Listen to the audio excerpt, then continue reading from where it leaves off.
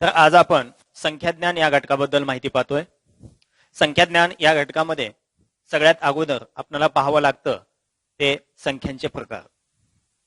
आपण वेगवेगळ्या संख्यावर क्रिया करत असतो आणि या क्रिया कोणकोणत्या संख्यावर करतो म्हणजे त्या संख्यांचे नेमके प्रकार कोणते आहेत याबद्दल आपल्याला माहिती असणं अपेक्षित आहे. त्यामुळे आपण याच संख्यांचे प्रकार कोणते कोणते आहेत याबद्दल थोडक्यात माहिती घेऊयात. संख्याज्ञानामध्ये सगळ्यात पहिला संख्याचा प्रकार येतो तो म्हणजे नैसर्गिक संख्या. आता नैसर्गिक संख्या नॅचरल नंबर्स याचाच अर्थ असा म्हणजे ज्या काही संख्या 1, 2, 3, 4 अशा पद्धतीनं अनंतापर्यंत लिहिल्या जातात, पण यांची सुरुवात मात्र या 1 पासून होते. ज्या संख्यांची सुरुवात 1 पासून होते अशा सर्व संख्यांना नैसर्गिक संख्या असं आपण म्हणतो. मग नैसर्गिक संख्या ह्या 1 पासून सुरू होतात आणि अनंतापर्यंत जातात. कारण सगळ्यात लहान संख्या जरी आपल्याला सांगता येत असेल ती 1 आहे, पण सगळ्यात मोठी संख्या कोणती आहे ते आपण सांगू शकत नाही.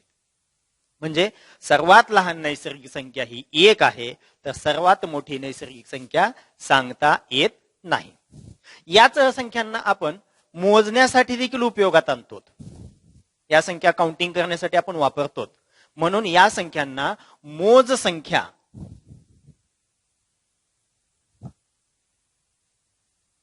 असं सुद्धा म्हटलं जातं. हे मोजमाप करण्यासाठी यांचा उपयोग केला जातो, म्हणून या संख्यांना मोज संख्या असं देखील म्हणतात. पहा, पुढचा प्रकार आहे पूर्ण संख्या. आपण नैसर्गिक संख्या पाहिल्या. नैसर्गिक संख्यांची सुरुवात झाली होती 1 पासून, पुढे संख्या वाढत गेल्या होत्या क्रमाने 1, 2, 3, 4 आणि अशा पद्धतीने वाढत गेल्या होत्या. पण याच नैसर्गिक संख्येमध्ये ज्यावेळेस आपण सुरुवात 1 पासून न करता 0 पासून करतो, म्हणजे या सगळ्या नैसर्गिक संख्येमध्ये ज्यावेळेस आपण शून्याची भर घालतो, शून्याला ऍड करतो, अशा वेळेस या सर्व संख्या या कशा संख्या होऊन जातात तर पूर्ण संख्या. थोडक्यामध्ये नैसर्गिक संख्यामध्ये 0 मिळवलं, नैसर्गिक संख्याच्या श्रेणीमध्ये शून्याला घेतलं, अशा वेळेस जी संख्या श्रेणी तयार होते या संख्या श्रेणीमधल्या संपूर्ण संख्या या पूर्ण संख्या असतात. पुढे पहा पूर्णांक संख्या, ज्यांना आपण इंटिजर्स असे सुद्धा म्हणतो. ज्या संख्या अपूर्णांकामध्ये येत नाहीत, ज्यांना सोडवल्यानंतर किंवा ज्यांच्यावर क्रिया केल्यानंतर ज्यांचं शेवटी उत्तर हे अपूर्णांक मिळत नाही, म्हणजे ज्या संख्येचा छेद 1च असतो, ज्या संख्येला कुठलंही कॅल्क्युलेशन केल्यानंतर ज्या संख्येवर कोणतीही क्रिया केल्यानंतर अशा संख्येचा जर छेद शेवटी 1 मिळत असेल तर अशा सगळ्या संख्यांना आपण समजा 3/1 घेतलात आपण, याची किंमत 3च मिळायला लागली म्हणजे याचा छेद 1 झाला. हीच संख्या मी जर समजा 6/2 घेतलो तर याची सुद्धा किंमत 3च आहे. ही जर संख्या मी 12/4 घेतलो तर याची सुद्धा किंमत किती असणार आहे 3च असणार आहे. किंवा 3च नाही तर वेगवेगळ्या कुठलीही किंमत मी 100/25 घेतो, याची किंमत निघायला लागली 4. पण ज्यावेळेस मी याला सोडवतो याचं उत्तर 4 येतं त्यावेळेस या 4चा छेद काय असतो 1 असतो. म्हणजे ज्या संख्येचा छेद 1 येतो अशा सर्व संख्या पूर्णांक संख्या म्हणून गणल्या जातात. यानंतर सगळ्यात महत्वाचा मुद्दा आहे पुढचा परिमेय संख्या म्हणजे रॅशनल नंबर्स. आता परिमेय संख्या शोधायच्या कशा किंवा नेमकं परिमेय संख्याची कन्सेप्ट काय सांगते ते पहा. जर p/q ही एक संख्या आहे, जर p/q ही एक संख्या आहे आणि या संख्येमधील q ची किंमत ही जर 0 नाही, म्हणजे q बरोबर जर 0 नसेल तर p/q ही परिमेय संख्या असते. थोडक्यामध्ये एखाद्या संख्येचा जर छेद 0 नसेल, 0 सोडून इतर कोणतीही संख्या जर एखाद्या संख्येचा छेद असेल तर अशा संख्येला कसली संख्या म्हटलं जातं परिमेय संख्या. If p/q is a number and q is equal to not 0 then p/q is a rational number. हे आपल्याला या ठिकाणी सांगता येईल. आता या परिमेय संख्येमध्ये काही दशांश अपूर्णांकातल्या संख्यांचा सुद्धा समावेश होतो. मग दशांश अपूर्णांकातल्या संख्यांचा समावेश परिमेय संख्येमध्ये करत असताना नेमक्या कोणत्या पद्धतीच्या संख्या आहेत की ज्यांचा समावेश परिमेय संख्येमध्ये आपल्याला करता येतो? पहा, इथं एक मुद्दा दिलाय, खंडित दशांश रूप. ज्या दशांश अपूर्णांकाचं रूप हे खंडित दशांश अपूर्णांकामध्ये मिळतं अशा संख्या कशा असतात?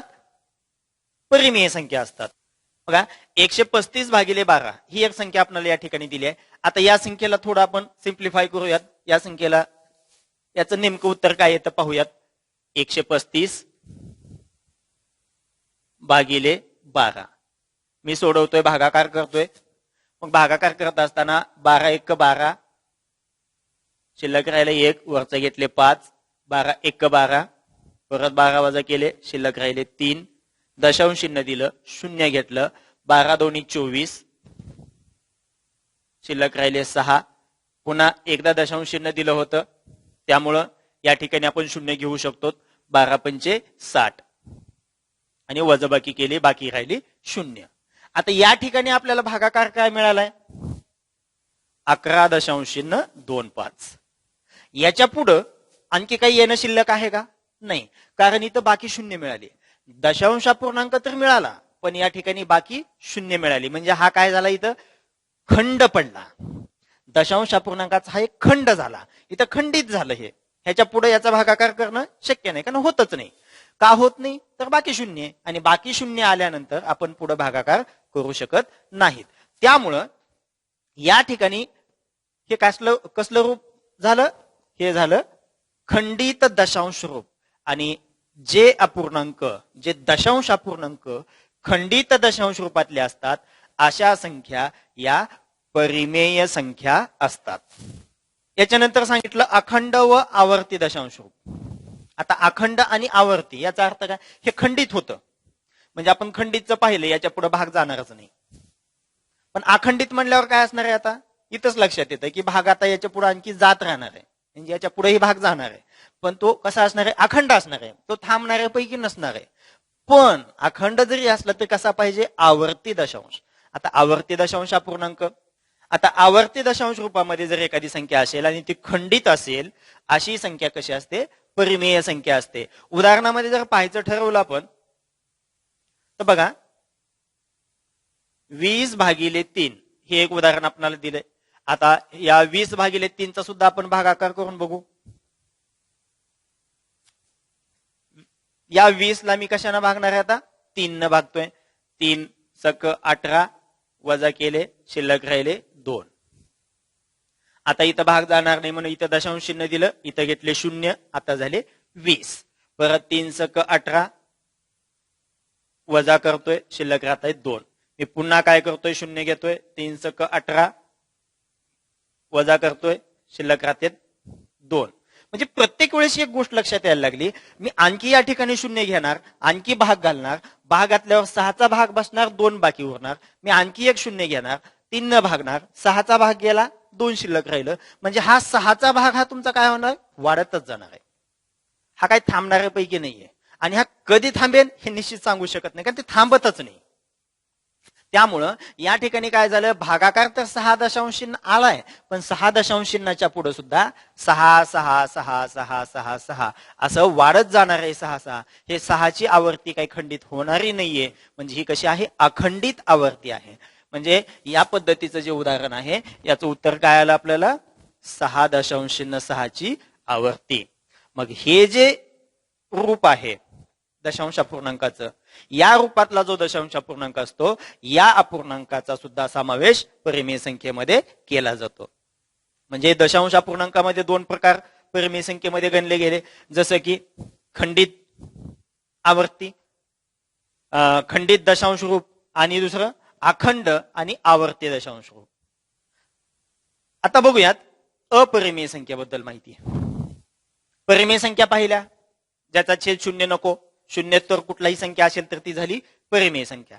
पण जर याच गुणधर्माला मोडीत काढणारी एखादी संख्या असेल तर, म्हणजे एखाद्या संख्येचा छेद 0 येत असेल तर अशी संख्या अपरिमेय संख्या असते. शिवाय अपरिमेय संख्या असण्यासाठी दुसरेही काही गुणधर्म आहेत, जसं की ज्यांचं निश्चित उत्तर आपल्याला अखंड आणि अनावर्ती निघतं. इथं काय होतं, आवर्ती होतं. ज्यांचं उत्तर आपल्याला अखंड तर निघतं पण अनावर्ती निघतं. आता अनावर्ती याचा अर्थ काय, इथं कशी झाली होती आवर्ती, एकाच अंकाची पुनरावृत्ती झाली होती.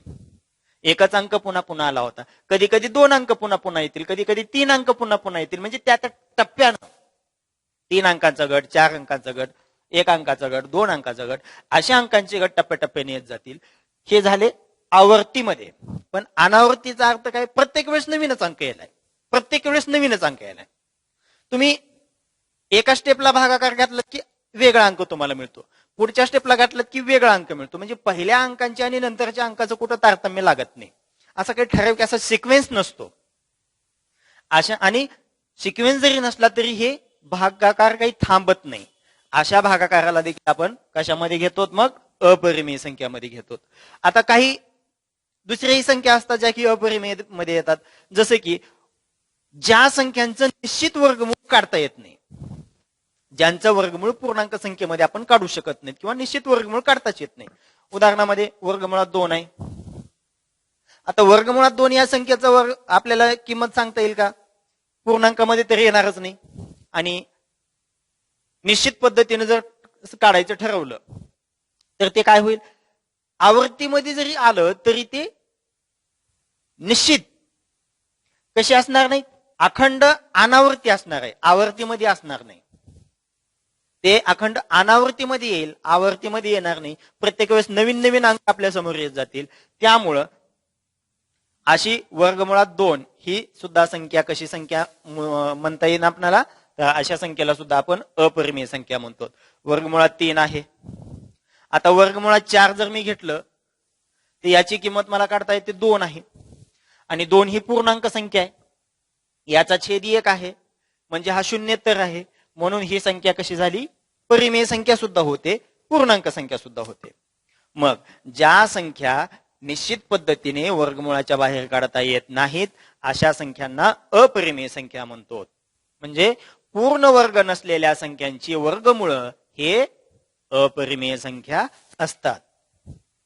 या पद्धतीने आपल्याला लक्षात येतं. आता वास्तव संख्या पहा. आपण पाहिल्या परिमेय संख्या आणि अपरिमेय संख्या दोन्ही पाहिल्या. मग परिमेय संख्या आणि अपरिमेय संख्या दोघांना जर एकत्र आणलं तर वास्तव संख्या तयार होतात. म्हणजे परिमेय संख्यांचा संपूर्ण गट, अपरिमेय संख्यांचा संपूर्ण गट, या दोन्ही गटातून मिळणाऱ्या या दोन्ही गुणधर्माच्या संख्यांचा समावेश ज्यामध्ये होतो अशा सगळ्या संख्यांना वास्तव संख्या म्हणतात. म्हणजे यामध्ये काय, परिमेय संख्या व अपरिमेय संख्या या दोघांनी मिळून कुठल्या संख्या तयार होतात, वास्तव संख्या. पहा, नैसर्गिक संख्या पाहिल्या 1 पासून सुरुवात, नैसर्गिक संख्या पाहिल्या 1 पासून सुरुवात, मोज संख्या आपण यांना म्हणतो. म्हणजे काउंटेबल नंबर्स असतात ते 1 2 3 4 5 6 7 8 असे अनंतापर्यंत गेलेले, अशा संख्यांना आपण नैसर्गिक संख्या म्हटलं. याच नैसर्गिक संख्यामध्ये शून्याची भर घातली, पूर्ण संख्या तयार झाल्या. पूर्णांक संख्या म्हणजे काय सांगितलं, ज्यांचा छेद 1 मिळाला, ज्यांची किंमत, ज्यांची व्हॅल्यू काढत असताना आपल्याला छेद 1 येतो, अशा सगळ्या संख्या काय झाल्या, पूर्णांक संख्या. परिमेय संख्येमध्ये काय म्हटलं,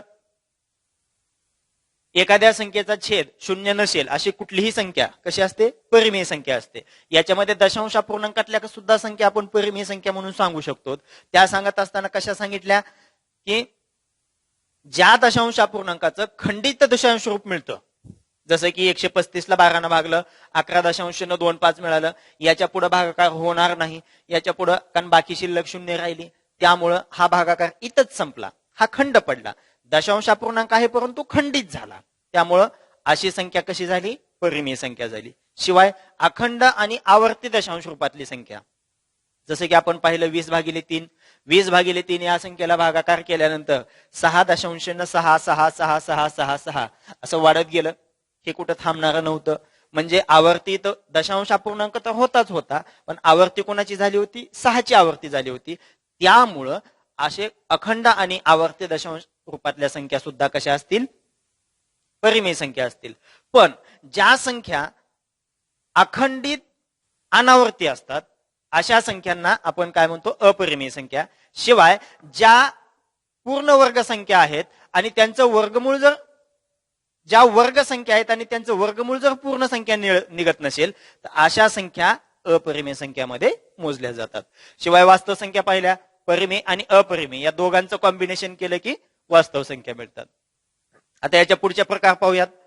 पहा, याच्या पुढचा प्रकार आहे समसंख्या. आता समसंख्या इव्हन नंबर्स, ज्या संख्येच्या एकक स्थानी 0, 2, 4, 6 किंवा 8 यांच्यापैकी कोणताही एखादा अंक असतो अशा संख्यांना समसंख्या म्हणतात. म्हणजे एकक स्थानावर काय पाहिजे, एकतर 0, 2, 4, 6 किंवा 8 या सगळ्या अंकांपैकी कुठला तरी एखादा अंक पाहिजे. अशा सगळ्या संख्यांना आपण कसल्या संख्या म्हणतो, समसंख्या म्हणतो. मग समसंख्येचा गुणधर्म काय, अशा संख्येच्या एकक स्थानी 0, 2, 4, 6 किंवा 8 यांच्यापैकी कोणता तरी एखादा अंक असतो.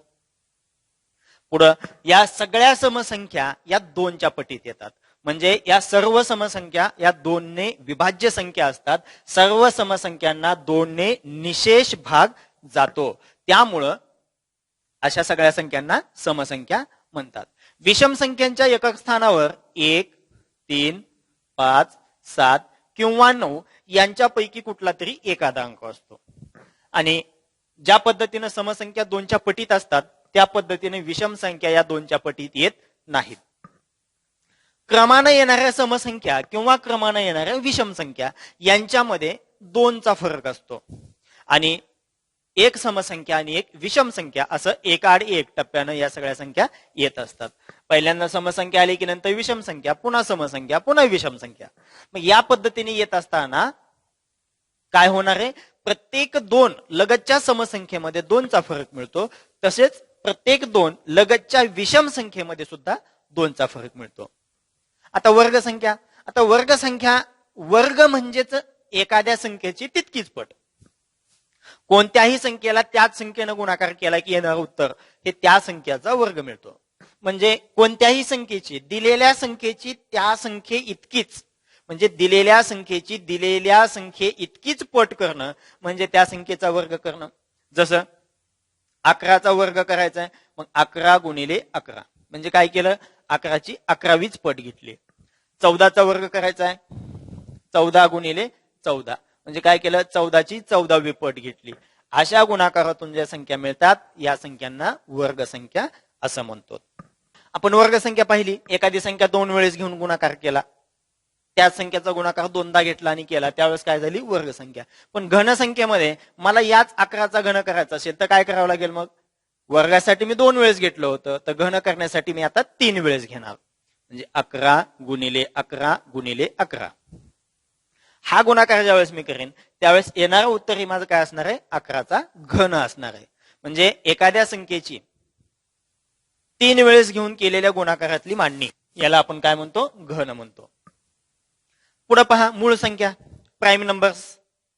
काही संख्या अशा असतात की ज्या कोणत्या संख्येच्या पाड्यात येत नाहीत. जसं की ते फक्त 1च्या आणि त्या दिलेल्या संख्या या दोघांच्याच पाड्यात असतात. म्हणजे अशा संख्येचे विभाजक अवयव हे फक्त 1 किंवा तीच संख्या अशा असतात. अशा संख्यांना मूळ संख्या म्हणतो आपण. उदाहरणामध्ये 7 ही एक संख्या पहा. 7 ही संख्या 1च्या पटीमध्ये येते आणि 7च्याच पटीमध्ये येते, दुसऱ्या कुठल्याही संख्येच्या पटीमध्ये येत नाही. त्यामुळं 7 ही संख्या मूळ संख्या आहे. 11 ही संख्या आहे, परत 17 ही संख्या आहे. अशा काही संख्या आहेत की ज्या संख्यांना फक्त 2च विभाजक आहेत. कोणते कोणते असतील ते, एकतर 1 आणि ती स्वतः, यांच्या व्यतिरिक्त दुसरा कुठलाही विभाजक नसतो. अशा संख्या मूळ संख्या म्हणून ओळखल्या जातात. मग 1 ते 100 मध्ये 25 मूळ संख्या आहेत, त्याबद्दल आपण माहिती पाहूया. आता संयुक्त संख्या कशाला म्हणता येईल पहा. ज्या संख्या मूळ संख्या नसतात अशा संख्यांना संयुक्त संख्या म्हणू शकतो, पण हे पूर्णतः सत्य नाही. का नाही, तर सगळ्यात लहान मूळ संख्या 2 आहे. सर्वात लहान मूळ संख्या 2 आहे. 2 पेक्षा देखील नैसर्गिक संख्यांचा विचार केला तर इथं पाहिलं आपण, नैसर्गिक संख्येमध्ये सगळ्यात लहान नैसर्गिक संख्या 1 होती आणि सगळ्यात लहान मूळ संख्या 2 आहे. म्हणजे 2च्याही अगोदर कुठली तरी एखादी नैसर्गिक संख्या आहे, पण ती कशी आहे, मूळ नाही. म्हणजे ती कोणती, 1. 1 ही संख्या कशी आहे, मूळ नाही. मग ती कशी संयुक्त असणार आहे का, ती संयुक्तही नाही. मग ज्या संख्या मूळ नाहीत अशा सगळ्या संख्यांना आपण संयुक्त संख्या म्हणणं चुकीचं ठरतं. मग संयुक्त संख्या कशाला म्हणता येईल? ज्या संख्येचे, इथं मूळ संख्या पाहत असताना पाहिलं आपण, हिचे फक्त दोनच विभाजक होते, तर दोन पेक्षा जास्त विभाजक असणाऱ्या संख्या, ज्या संख्यांना दोन पेक्षा जास्त विभाजक असतात, दोन तर विभाजक फिक्स असणार आहेत, डेफिनेटली असणार आहेत, एक तर एक आणि दुसरी तीच संख्या, पण यांच्या व्यतिरिक्त आणखी जर दुसरा कुठला एखादा विभाजक, तिसरा कुठला एखादा विभाजक आपल्याला मिळत असेल, तर अशी संख्या कशी संख्या असणार आहे? संयुक्त संख्या असणार आहे. आणि संयुक्त संख्येमध्ये मग 4, 6, 10, 16 अशा पद्धतीच्या आपण वेगवेगळ्या संख्या घेऊ शकतो. संयुक्त संख्या या फक्त समसंख्याच असतील असंही नाही, याच्यामध्ये विषम संख्या सुद्धा येतात, जसे की 25 असेल, 33 असेल. अशा सगळ्या संख्या, या संख्या कशा असतात? संयुक्त संख्या असतात, ज्याला आपण कंपाऊंड नंबर असं सुद्धा म्हणतो. म्हणजे ज्या संख्या मूळ नाहीत अशा सगळ्या संख्या संयुक्त होत नाहीत, तर कोणत्या संख्या संयुक्त होतात? ज्या संख्यांचे विभाजक, ज्या संख्यांचे अवयव दोन पेक्षा जास्त असतात, म्हणजे दोन अवयवापेक्षा ज्यांचे फॅक्टर्स जास्त, अशा सर्व संख्या संयुक्त संख्या म्हणून ओळखल्या जातात. तर या पद्धतीनं काही संख्यांच्या प्रकाराबद्दल आपण आता माहिती पाहिली. याच्यामध्ये मग या सगळ्या संख्या तर आपण पाहिलेल्याच आहेत. मग समसंख्या, विषम संख्या, वर्गसंख्या, घनसंख्या, मूळ संख्या आणि संयुक्त संख्या. याच्याशिवायही आणखी संख्यांचे प्रकार आहेत, किंवा या सगळ्या संख्यांच्या प्रकारावर आपल्याला नेमक्या कोणत्या कोणत्या क्रिया करता येतात, या सगळ्या संख्यांच्या प्रकाराची आपल्याला सविस्तर माहिती आता टप्प्याटप्प्यानं याच्यानंतर पाहायची आहे.